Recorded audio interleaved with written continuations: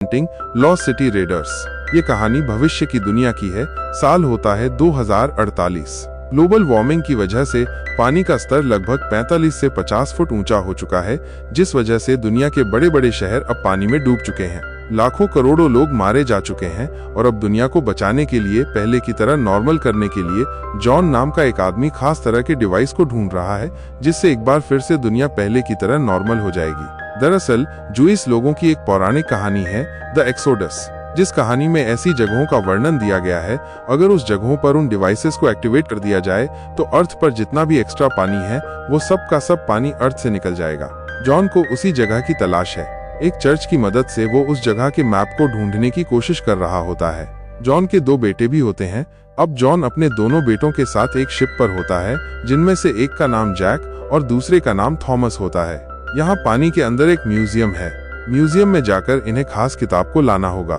John का बेटा Jack museum के अंदर जाता है। वहाँ पर वो किताब के साथ साथ और भी बहुत सारी चीजें इकट्ठा करने लगता है और तभी उसे ऊपर से बताया जाता है कि एक बहुत बड़ी शार्क उसकी तरफ बढ़ रही है।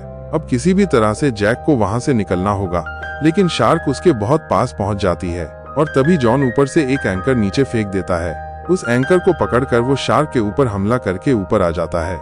दरअसल जैक के भाई और उसके पिता ने उसे ऊपर खींचकर उसकी जान बचा ली होती है।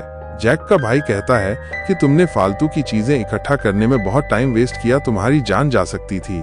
लेकिन वो उस किताब को भी ले आया जिसके लिए वो नीचे म्यूजियम में गया था और अब ये सब के सब शिप से रोम पहुंच जाते हैं। रोम शहर भी पूरी तरह से पानी में डूब चुका है। इसके बाद जॉन अपने दोनों बेटों को एक बार में छोड़कर पॉप से मिलने के लिए जाता है। दरअसल पॉप ने उन्हें ये मिशन दिया था कि उन्हें म्यूजियम के अंदर से इस खास किताब को लाना है। जॉन वो किताब पॉप को दे देता है। पॉप और उसके लोग उस किताब को पढ़ते हैं, जिसमें सेप्टर ऑफ मोसेस का जिक्र होता है। ये मोसेस का वो हथियार है, वो वेपन है जिससे उन्होंने समंदर को 2 भागों में बांट दिया था और अगर दुनिया को पानी से निजात दिलवानी है तो इन्हें मोसेस के सेप्टर को हासिल करना होगा। इसमें ये भी लिखा होता है कि इन्हें सेप्टर कहाँ पर मिलेगा। पोप कहते हैं कि जॉन तुम्हें किसी भी कीमत पर सेप्टर को हासिल करके लाना होगा।